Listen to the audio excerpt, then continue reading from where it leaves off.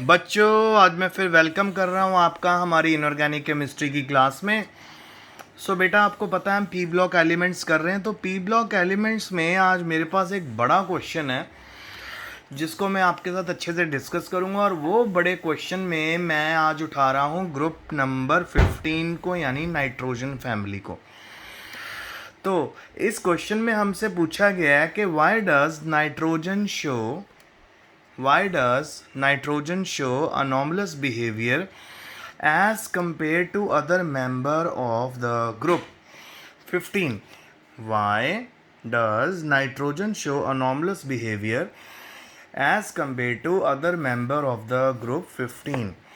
Okay, group 15. Discuss briefly the trend in chemical properties of group 15 element. बेटा, nitrogen का अनॉमलस behaviour क्यों है, abnormal behaviour क्यों है बाकी मेंबर से। इसको डिस्कस करने के लिए मैं आपको बताना चाहूँगा कि बेटा, कोई भी जो पहला मेंबर होता है ना किसी भी ग्रुप का, जैसे बेटा अगर हम कार्बन फैमिली की बात करें तो पहला मेंबर कार्बन हो गया, ऑक्सीजन फैमिली की बात करें पहला मेंबर ऑक्सीजन हो गया, नाइट्रोजन पहला मेंबर हो गया ग्रुप 15 का। इसी तरह हैलोजन की बात करें तो फ्लोरीन पहला मेंबर हो गया। इन सभी पहले मेंबर्स में जो पहले मेंबर हैं उनमें कई चीज़ें कॉमन है। एक तो बेटा इन सब का साइज़ बहुत छोटा होता है। नंबर 2 बेटा, इनका इलेक्ट्रोनेगेटिविटी बहुत ज़्यादा होती है। नंबर 3, इनका जो आप कह सकते हो कि डी ऑर्बिटल बिल्कुल भी नहीं होता इनके पास। साइज छोटा होता है, इलेक्ट्रोनेगेटिविटी बहुत ज़्यादा होती है, डी ऑर्बिटल नहीं होता। इस कारण से ये सारे के सारे जो मेंबर हैं, जो पहले मेंबर हैं, वो हमेशा अपने बाकी मेंबर से डिफरेंट होते हैं। जैसे अगर हम बात करें कि नाइट्रोजन NCl5 नहीं बना सकता, फास्फोरस PCl5 बना सकता है। उसके पीछे रीज़न ये है कि बेटा नाइट्रोजन के पास डी ऑर्बिटल नहीं होता। जब डी ऑर्बिटल नहीं होता वो अपनी वैलेंसी को एक्सटेंड नहीं कर सकता, तो NCl5 नहीं बन सकता। पहली बात तो ये है। दूसरी बात ये भी है कि नाइट्रोजन का साइज़ बहुत छोटा, वो इतने बड़े बड़े 5 क्लोरीन एटम्स को अपने अराउंड कैसे अरेंज करेगा। इन सब बातों के करके एंड नाइट्रोजन कभी भी 5 क्लोरीन के साथ अटैच नहीं होता। PCl5 क्यों बन जाता है, उसके पीछे सबसे बड़ा रीज़न ये है कि PCl5 के केस में फास्फोरस का साइज़ बड़ा, ऊपर से बेटा वो क्या कह सकते 5 बड़े क्लोरीन एटम्स को अपने अराउंड आसानी से अरेंज कर सकता है, और खाली डी ऑर्बिटल भी है, वो अपनी वैलेंसी को एक्सटेंड भी कर सकता है। तो पढ़ें। तो सबसे पहले नाइट्रोजन का अबनॉर्मल बिहेवियर क्यों होता है। Nitrogen is the first member of group 15 element like other groups, ठीक है, of P block element. Nitrogen differ from rest of the element, बाकियों से डिफर कर रहा है। क्यों डिफर कर रहा है। एक तो बेटा इसका स्मॉल एटॉमिक साइज है, साइज बहुत छोटा है। नंबर 2, इलेक्ट्रोनेगेटिविटी बहुत ज़्यादा, जो मैं ऑलरेडी आपको बता चुका हूँ। और non availability of d orbital in its valence shell, इसकी वैलेंस शेल में डी ऑर्बिटल होता ही नहीं है, जिससे ये अपनी वैलेंसी को एक्सटेंड नहीं कर सकता। नाइट्रोजन मल्टीपल बॉन्ड्स बना सकता है, कार्बन के साथ, ऑक्सीजन के साथ और अपने साथ भी। अगर हम नाइट्रोजन मॉलिक्यूल की बात करें तो बेटा उसके अंदर तो ऑलरेडी ट्रिपल बॉन्ड होता है, ठीक है। अगर हम N2O5 की बात करें तो वहाँ पे नाइट्रोजन ने डबल बॉन्ड भी बनाया था, सिंगल बॉन्ड भी बनाया था, डेटिव बॉन्ड भी बनाया था, ठीक है। तो इन सब बातों को आपने अपने माइंड में रखना है। अच्छा, अब हम केमिकल प्रॉपर्टीज़ को स्टडी करें तो सबसे पहले हमारे पास आता है जी नेचर ऑफ हाइड्राइड। हाइड्राइड के नेचर के बारे में हम बात करते हैं। ग्रुप 15 के जो एलिमेंट होते हैं वो हमेशा हाइड्राइड्स बनाते हैं, और उस हाइड्राइड का जनरल फार्मूला होता है MH3। हाइड्राइड्स का जनरल फार्मूला MH3 होता है। देखिए मेरे साथ, MH3। तो मेटल यहाँ पे आ गई, एक हाइड्रोजन इधर, एक हाइड्रोजन इधर, एक हाइड्रोजन इधर, ऊपर लोन पे। अब अगर हम अरेंज करें इनके साइज के अकॉर्डिंगली, अगर हम इसको अरेंज करें तो अगर हम देखेंगे तो सबसे पहले नाइट्रोजन, फास्फोरस आएगा, फिर आर्सेनिक, नाइट्रोजन, फास्फोरस, हाँ जी। सो अब आप नोटिस करो, नाइट्रोजन और फास्फोरस को अगर हम कंसिडर करें, और आप नीचे आ जाओ, आर्सेनिक पे आ जाओ, आर्सेनिक पे आ जाओ, और आप इसके नीचे आ जाओ, एंटीमनी पे आ जाओ, और सबसे नीचे आ जाओ बिस्मथ पे। सो बेटा टॉप टू बॉटम जब आप आते जा रहे हो, आप नोटिस करो एटम का साइज बड़ा हो रहा है।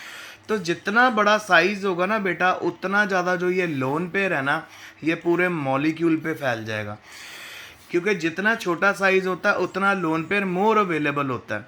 और अगर हम बिस्मथ की बात करें, तो बिस्मथ का अगर मैं आपको लोन पेयर यहाँ पे दिखाऊं तो ना के बराबर आपको नज़र आएगा। ऐसा क्यों हो रहा है? क्योंकि जैसे जैसे एटम का साइज़ बड़ा होता है, उसके ऊपर जो लोन पेयर है ना, वो फैलना शुरू हो जाता है, वो डोनेट नहीं हो पाता। सो अगर हम अरेंज करें, एक तो हमारे पास NH3 आ जाएगा, PH3 आ जाएगा, ASH3 आ जाएगा, SbH3 आ जाएगा, BaH3 आ जाएगा। इन सबको अगर हम अरेंज करें तो आप नोटिस करोगे सबसे ज़्यादा बेसिक आपको NH3 मिलेगा। क्यों NH3 सबसे ज़्यादा बेसिक होगा? एक तो इसका साइज सबसे छोटा होगा, स्मॉलेस्ट। जितना छोटा साइज उतना लोन पेयर इसका ज़्यादा अवेलेबल होगा और लोन पेयर ज़्यादा डोनेट हो पाएगा, इस करके most basic, most basic.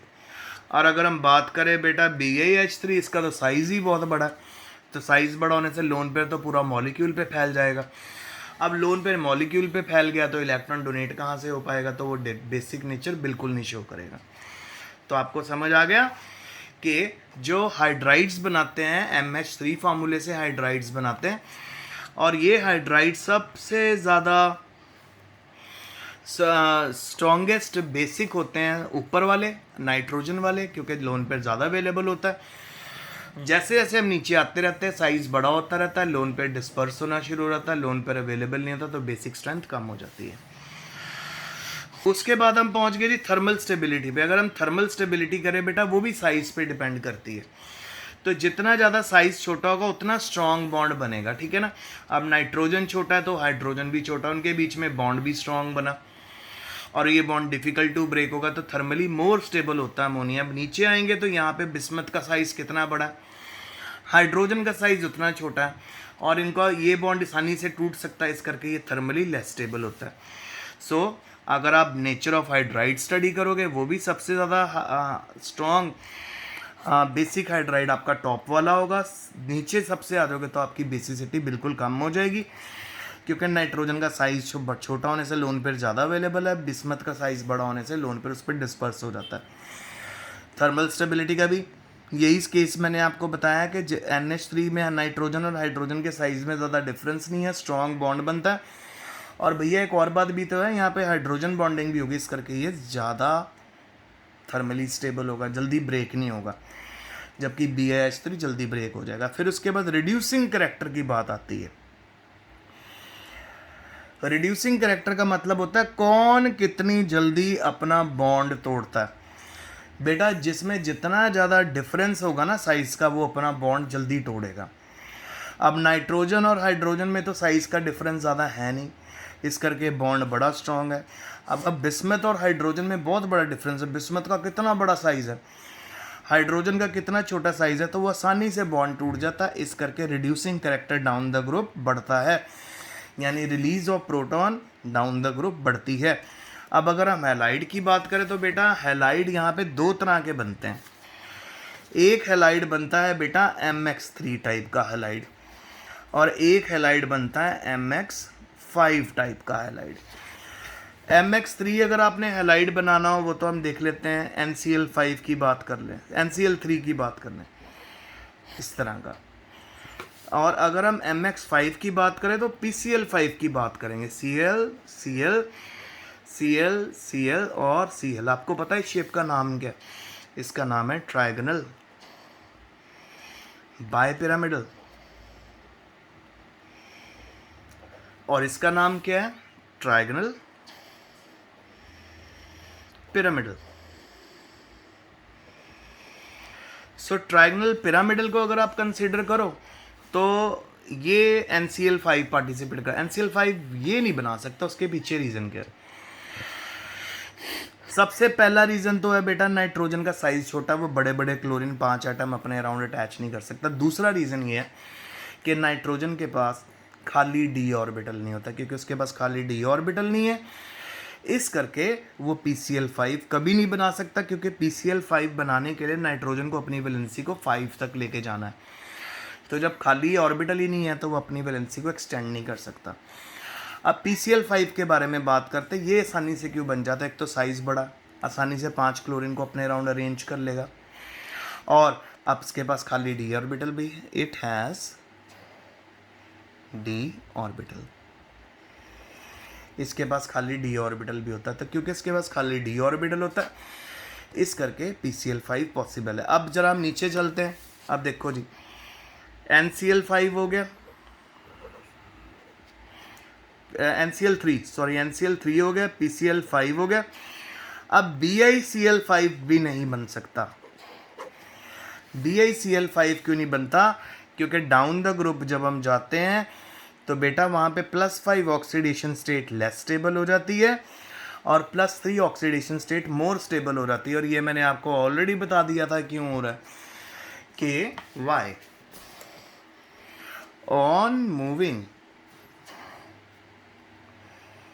on moving down the group,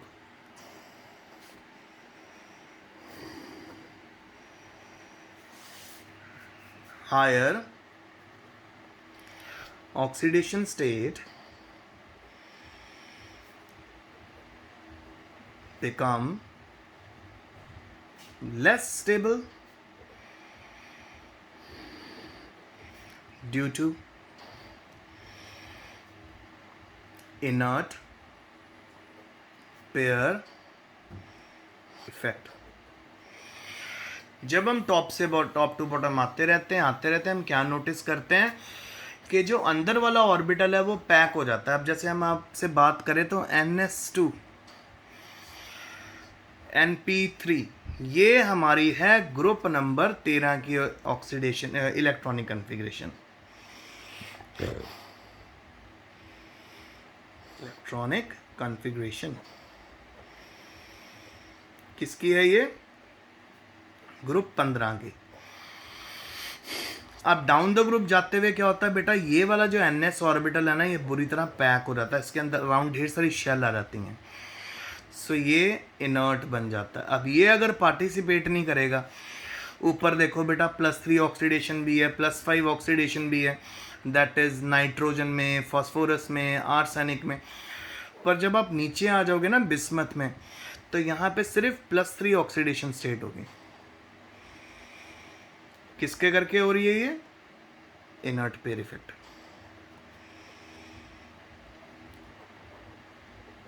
so inert pair effect के कारण ये वाली ऑक्सीडेशन स्टेट +3 ज़्यादा स्टेबल हो जाती है। क्यों? क्योंकि अंदर वाला जो s ऑर्बिटल है वो पैक हो जाता है, तो वो 3 इलेक्ट्रॉन को ही पार्टिसिपेट करवा सकता है।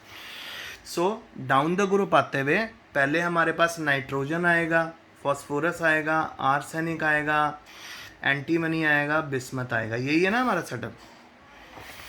सो नाइट्रोजन में ट्राईहैलाइड बन जाएगा, फॉस्फोरस में पेंटाहैलाइड बन जाएगा, आर्सेनिक में भी पॉसिबिलिटी है, पर क्योंकि हम नीचे आ रहे साइज बड़ा होता जा रहा है, तो सीधा जब आर्सेनिक, बिस्मथ और एंटीमनी और बिस्मथ की बात आएगी, यहाँ पे हमारी +3 ऑक्सीडेशन स्टेट ज़्यादा स्टेबल हो जाएगी because of inert pair effect.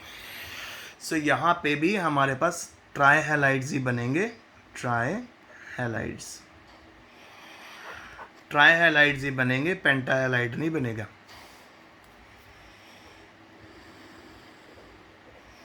पेंटाहैलाइड not possible because due to inert pair effect NP3 ही पार्टिसिपेट कर पाएगा, यानी ट्राईहैलाइड ही बन पाएगा। जैसे हमारा NCl3 है वैसे बन पाएगा, PCl5 की तरह हम नहीं बना पाएंगे। तो आपने देखा कि क्या होता है नेचर ऑफ हैलाइड में। ये जी MX3 टाइप ऑफ हैलाइड भी बना सकता है, MX5 टाइप भी बना सकता है। नाइट्रोजन पेंटाहैलाइड नहीं बनाता क्योंकि उसके पास खाली डी ऑर्बिटल नहीं है। बिस्मथ भी पेंटाहैलाइड नहीं बना सकता, लेस टेंडेंसी है क्योंकि उसकी +5 ऑक्सीडेशन स्टेट लेस स्टेबल हो जाती है, +3 ऑक्सीडेशन स्टेट मोर स्टेबल हो जाती है due to inert pair effect. और आयनिक नेचर हैलाइड का नीचे जाते जाते बढ़ता जाता है। आयनिक नेचर का मतलब जल्दी जल्दी बॉन्ड टूटने शुरू हो जाते हैं। अब हम लास्ट पे पहुंच गए बेटा, nature of oxide. Nitrogen form a number of oxide अलग अलग तरह के, और वो तो हमने ऑलरेडी प्रैक्टिस कर ही लिया था अगर आपको याद हो। Nitrogen forms number of oxide N2O, NO, N2O3, N2O4, N2O5, ठीक है ना, जो बहुत स्टेबल होते हैं। और फॉस्फोरस बनाता है P4O6, P4O10, ये सारे मैंने आपको डायग्राम बना के दिखाए हैं। सारे के सारे ऑक्साइड जो नाइट्रोजन और फॉस्फोरस के होते हैं वो एसिडिक होते हैं नेचर में, ठीक है। एसिडिक नेचर में क्यों होते हैं? क्योंकि जैसे ही आप इसको पानी के अंदर डिज़ोल्व करोगे, ये वाटर के साथ मिलके बेटा अलग अलग एसिड बना देंगे। जैसे नाइट्रिक एसिड HNO3 बनाया ना, तो उस तरह जब भी कोई ऑक्साइड पानी के साथ डिज़ोल्व होने पे अलग अलग एसिड बनाए तो उसको हम क्या बोलते हैं? उसको हम बोलते हैं एसिडिक ऑक्साइड, ठीक है। अब आप, ये तो थी जी हमारी नाइट्रोजन और फास्फोरस की बात। जब आप नीचे आओगे और आर्सेनिक में, वो वीकली एसिडिक हो जाएंगे। फिर उसके बाद एंटीमनी एम्फोटेरिक हो जाएगा, और बिस्मथ बिल्कुल वीकली बेसिक नेचर शो करेगा। एंटीमनी वीकर, एंटीमनी एम्फोटेरिक का मतलब क्या होगा? एंटीमनी एसिडिक की तरह भी बिहेव करेगा और बेस की तरह भी बिहेव करेगा। और जब बिस्मथ की बारे में हम बात करेंगे, वो तो पक्का बेसिक ही हो जाएगा नेचर में, क्योंकि बिस्मथ का साइज़ बड़ा होता है। सो बेटा आज के पूरे लेक्चर में मैंने आपसे ग्रुप नंबर 15 की सारी इंपॉर्टेंट बातें करी। सबसे पहले शुरुआत की कि नाइट्रोजन का अबनॉर्मल बिहेवियर क्यों होता है? साइज़ छोटा होता है, इलेक्ट्रोनेगेटिव बहुत ज़्यादा होता है, और डी ऑर्बिटल अवेलेबल नहीं होता है इसके पास। फिर नेचर ऑफ हाइड्राइड्स हमने डिस्कस कर लिया। सबसे ज़्यादा बेसिक NH3, क्योंकि जितना छोटा साइज़ उतना लोन पेयर मोर अवेलेबल। थर्मल स्टेबिलिटी डिस्कस कर ली, जितना छोटा साइज़ में डिफरेंस उतना ज़्यादा मोर अवेलेबल। यानी नाइट्रोजन और हाइड्रोजन में ज़्यादा डिफरेंस नहीं है साइज़ में, तो वो बॉन्ड जल्दी नहीं टूटेगा, ऊपर से हाइड्रोजन बॉन्डिंग भी है। रिड्यूसिंग करेक्टर के बारे में अगर बात करें कि कौन जल्दी बॉन्ड तोड़ेगा, तो BH3 में जल्दी बॉन्ड टूटता है। जितना जल्दी बॉन्ड टूटेगा उतना वो रिड्यूसिंग होगा। फिर हैलाइड की मैंने आपसे बात करी, दो तरह के हैलाइड बनते हैं, MX3, MX5। NH3 nitrogen MX3 बना सकता है, MX5 नहीं, क्योंकि उसके पास खाली डी ऑर्बिटल नहीं होता। बिस्मथ भी आगे एंड में MX5 बनाना मुश्किल हो रहा था उसके लिए, क्योंकि वहाँ पे नर्ट पेयर इफेक्ट के करके +3 ऑक्सीडेशन स्टेट मोर स्टेबल हो जाती है +5 से। फिर ऑक्साइड के बारे में बात करते तो नाइट्रोजन नंबर अलग अलग तरह के ऑक्साइड्स बनाता है, ठीक है। फास्फोरस भी बनाता है, और सारे के सारे इनके ऑक्साइड बहुत ज़्यादा एसिडिक होते हैं, पानी में घुलते ही एसिड बनाते हैं। आर्सेनिक के ऑक्साइड वीकली एसिडिक होते हैं, एंटीमनी के ऑक्साइड एम्फोटेरिक होते हैं, मतलब उनके पास एसिडिक बेसिक दोनों नेचर होता है। और लास्ट में होता है हमारे पास बिस्मथिन, जो बहुत ज़्यादा कम बेसिक होता है। तो ये आज का टॉपिक है, इसको अच्छे से पढ़ लेना। Best of luck, stay home, stay safe and study hard.